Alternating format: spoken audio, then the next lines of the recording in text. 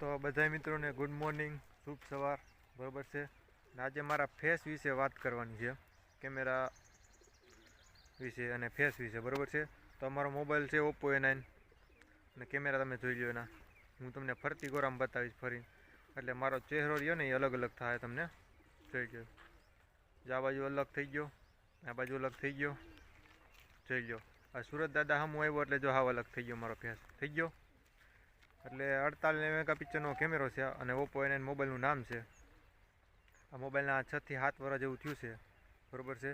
તો એનું કારણ છે કે આના કેમેરા છે ને એ ટોપ છે, બરાબર છે.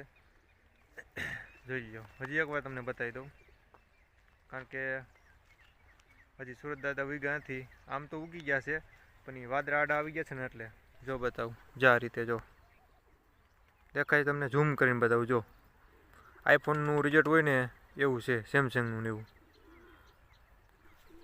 તો મોબાઈલના બાના ન કાઢતા અને વિડીયો દરરોજ બનાવવા માંડો, બરાબર છે. કે મોબાઈલ સારો હોય તો જ આપણે વિડીયો બનાવીએ એવું કંઈ છે નહીં. ગમે એવો મોબાઈલ હોય, વિડીયો બનાવવા માંડવાના, વિડીયો તમારા હાલશે જ, બરાબર છે. ભલે વચારે 4-5 વિડીયો હાલ્યા ને વસારે પછી પાછા તમે અપલોડ કરો એટલે 4-5 વિડીયો ન હાલે તો ત્યાંથી હિંમત નહીં હારી જવાની. વિડીયો તો કન્ટિન્યુ બનાવવાના જ.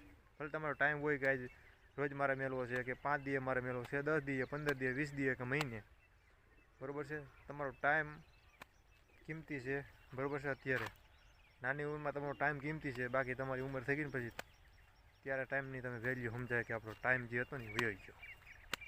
ફરી પાછા હવે નેક્સ્ટ વિડીયોમાં મળીએ. જય જવાન, જય કિસાન.